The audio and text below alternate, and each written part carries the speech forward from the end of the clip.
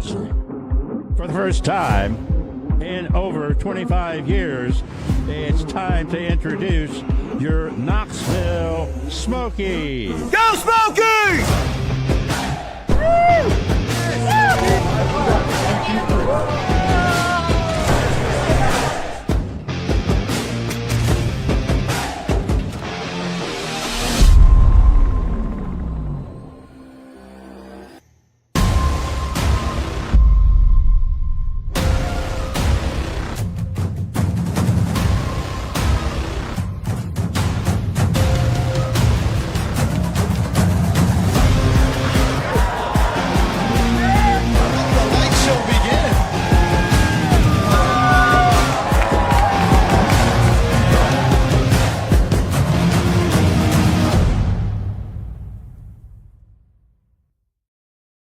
All right, Smokies fans, welcome back to the live pilot pregame show. We thank you, friends, for tuning in on 92.5 or 1180 WKCE. Alongside the stash man, Philip Stalzer, I'm Connor Nelson, bringing you some pregame action before game number 3 between the Birmingham Barons and the Knoxville Smokies. So we've got some Chicago rivalry going down here in the Southern League, some AA action. And right now it's been a split series so far. And this is a big one because, just to lay it out bluntly, if the Smokies lose all of these games, it probably mathematically eliminates them from playoff contention. But if they're able to win out in this series, take the last 4 games, then who knows? They're in a series punch of the playoffs, and anything could happen in the last 2 series of 2025. But right now, the Smokies having to take each game at a time and get a lot of wins in that win column if they're going to even give themselves a shot at playing a little bit of extra baseball and getting that ticket to Chattanooga. So, Phil, how did game number 1 go for the Smokies? Yeah, game number 1 jumped out to an early 3-0 lead, scoring 3 in the second, but Birmingham punched right back. 2 runs against Romero. But you know what? That was the only runs he really surrendered. After that, he continued for another few innings, shut down, and the offense gave him a bunch of run support. 6 runs in those first 5 innings, and then the bullpen just shut it down from there and locked up a nice, strong win in game 1. Yeah, I think the left-handed relievers are really going to play a key part in this series because it seems like the Birmingham lineup just doesn't have a lot of right-handed pop besides Wilfred Veras. And if you can avoid him, that we've gotten him to strike out already 6 times in this series, then they should have a pretty successful night. So looking at Mitchell Tyransky, Chase Watkins, and Evan Taylor, who have all already been featured in this series to go ahead and make big impacts in their second outings in the series. And then in game 2 last night, it was a little bit of an exact opposite of game number 1. It was a 6-2 final score, except the Smokies come out on the losing end of this one. It was Walker Powell's 4th start during his rehab stint here in Knoxville, and he looked great. He surrendered 1 run in the first inning, and that was the only blemish to his line. He really settled in after that, ended up going 6 full innings, just 4 hits allowed, that 1 earned run, and 4 strikeouts. Then he turned it over to the pen, which it was looking all peachy with Zach Lee in a tie baseball game, 1-1. Smokies give him a lead, go up 2-1. But then in the 8th inning, it all really fell apart. It started with an error by Andy Garriola on right field. It was a tough line drive right at him that, he kind of just caught in the middle. So he had to jump up to try to make the catch. It deflected off of his glove, and then 3 unearned runs ended up being credited to Zach Lee because Mitchell Tyransky had to come in with the bases loaded in relief of Lee and wasn't able to shut the door. Barons end up putting up 5 runs in that inning to take a 6-2 lead, and that is where the scoring ended. So right now we've got a split series, and we'll show you how that affects the standings. Phil, how does that look for the Southern League North right now in the Smokies? Yeah, so with the loss last night, Birmingham back to 10.5 games up on Knoxville, who's in 3rd place, a game behind Chattanooga. So it goes Birmingham, Chattanooga, Knoxville, and then, as it has been the whole season, really, Rocket City down in last place, 18 games out of 1st place. And then if you're looking down in the South, still a tight race between Montgomery, Pensacola, and Columbus. Montgomery, after kicking our butts here at home, they've put themselves in the driver's seat. Pensacola's been not playing their best baseball, 3-7 over their last 10 games, so they've let Montgomery take the lead. And then Columbus, they've been playing all right recently, 5-5 in their last 10 games. They're only 3 games back of Montgomery, so still anybody's division down there in the South, while Biloxi sits back 5 games back of first place, waiting to see who they'll take on with the home field advantage in the first playoff series. So let's go ahead and get into tonight's starting pitching matchup. And we've got a good one, and it's going to start off with the AA debut of Connor Schultz. And right now, we're kind of looking for some starting pitching help because it's just been a little bit shaky. A lot of guys that we've relied on all season long have kind of been showing some signs of fatigue. So Connor Schultz, the 26-year-old, could be a really fun prospect to watch here tonight.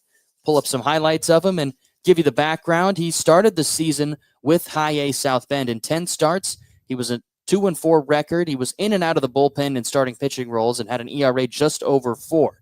He began his career with the Cubs back on June 10th, 2024 as a signed free agent. He was really good in high school, played 4 years at Butler, then transferred to Iowa for his grad senior year, even played a couple of seasons of independent professional baseball out in the Pioneer League before getting a shot at the big league. So this is a guy who's hungry for opportunity. I'm sure he's going to dominate here in his first Southern League appearance. And then, Phil, if we're looking on the other side, who are the Barons going with here in Game 3? Yeah, the Barons got Shane Murphy on the mound, the left-hander, making his first start or I guess his first season in Double-A. He hasn't really dominated at any level so far, except for this one, to be honest. But last year went straight from High A up to Triple-A, struggled a little bit. So this year started in High A. They put him in Double-A, and he's just been lighting up the strike zone. I mean, 2-time pitcher of the month in the Southern League in June and July, so the last 2 months. But he's been very good this season. So far, 9-4 with a 1.45 ERA. So, like I said, just dominating, really just giving it all he's got. So we're going to have to be careful tonight at the plate. And it's crazy, too, because he's not a guy who's going to blow you away with a 100-mile-an-hour fastball. He's just a crafty lefty that seems to have been, really figured out his arsenal this season. Because you mentioned it, Phil. If you look on paper, he really hasn't had this kind of success at any other level in professional baseball. So props to him for playing up to the competition here in Double-A. So let's go and get into the lineups that each of these starting pitchers will be facing off against. Let's start it off with Knoxville. Phil, how is manager Lance Reimel aligning the 1 through 9?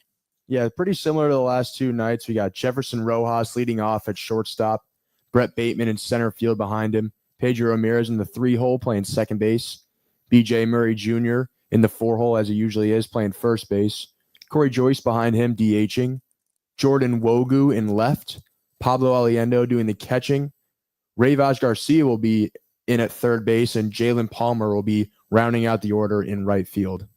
Yeah, really excited to see how the bottom of the order performs here tonight. I really like Jordan Wogu getting a slight bump in the lineup up to 6. We'll talk more about him later. And then you're saving some juice at the bottom with Pablo Aliendo, and then 2 more contact bats with Garcia and Palmer down at the bottom to really flip that lineup back over and set up the top of the lineup, who has really been playing well recently. So I like what Lance Reimel is going with here tonight. And then if we're looking on the other side for the Birmingham Barons, their 1 through 9 is going to look like this. Riku Nishida up at the top of the lineup, leading off in right field. William Bergoya, the hits leader in the Southern League, plays shortstop and bats second. Sam Antonassi plays second and bats third. Wilfred Veras back in the DH spot. He's going to do the cleaning up once again. Braden Montgomery, the number 1 overall prospect in the Chicago White Sox system, bats fifth, plays center field. Caden Connor, the left-handed batting first baseman, bats sixth. And 7-8-9 will be DJ Gladney in left, Calvin Harris behind the dish, and Jason Matthews at third, all behind Shane Murphy. So those are the 1 through 9s, and can't forget to remind you folks that this season Pioneer Comfort and your Knoxville Smokies are teaming up to hit home runs for heroes. So what that means, for every home run hit by a Smokies player this season, Pioneer Comfort will donate $100 to the Wounded Warrior Project, and to date, up over $6,400 to the Wounded Warrior Project so far, with BJ Murray Jr. coming in as your top donator. So we thank Pioneer Comfort for helping us contribute to such a great cause. And now let's go ahead and get into one of our final segments here on our Pilot pregame show, Phil, our players to watch. And, Jimbo always says I have pretty good luck with this, Phil, but honestly, I feel like you have been pretty spot on with your players to watch this season. So I'm going to go ahead and throw it to you first. Who do you got your eye on tonight?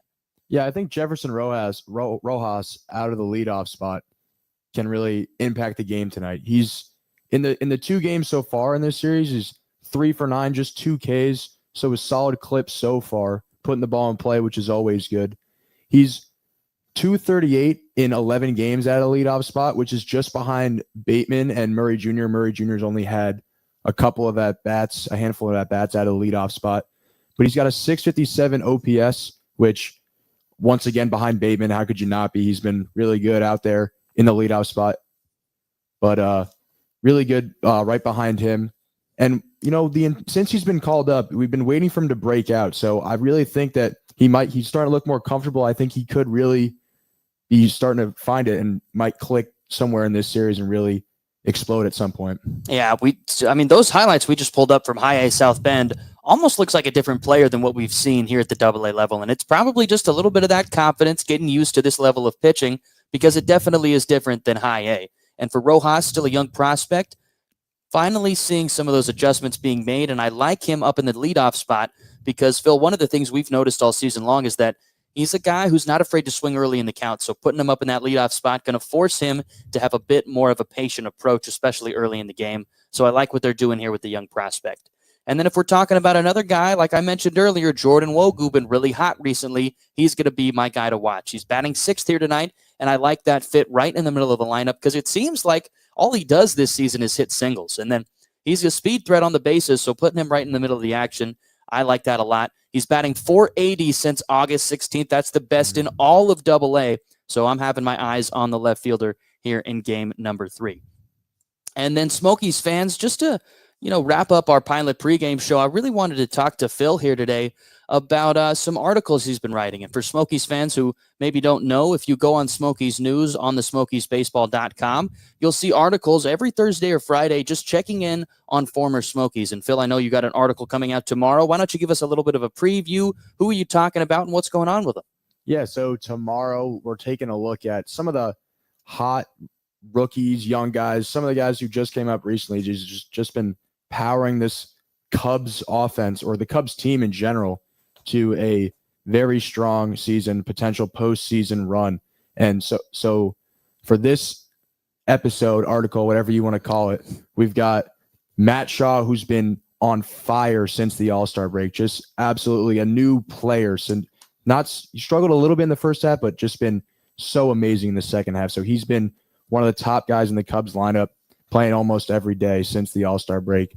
Pico Armstrong, of course, he's been good all year, eyeing a 30-30 season, eyeing 40 doubles this year. So just really explosive season out of him too. And then Cade Horton, who kind of similar boat to Matt Shaw, not an insane first half, but in this second half, he's been arguably the best starting pitcher in all of baseball. And he's just a rookie, just made his debut earlier this year. So check out the articles, see what those guys have been up to and what kind of push they can give this Cubs team to make a postseason run. Yep, we've only got a handful of weeks left in the season, which also means only a handful more checking in on former Smokies articles from Phil. So make sure, fans, to go check them out, SmokiesBaseball.com. You just click the news section. It's up at the top. You'll find all those articles, series previews, series recaps, everything going down right there in the Smokies news tab on SmokiesBaseball.com. And for Smokies fans, we've got an 8 o'clock Eastern time first pitch start for game number 3 between Barons and Smokies.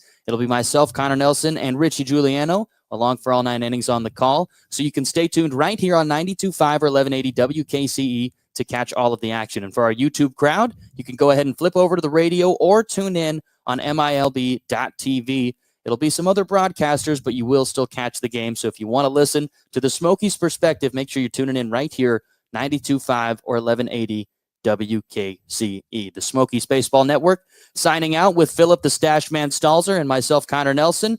We're just leaving you with a Let's Go Smokies, hoping for a win tonight in Game 3 out in Birmingham.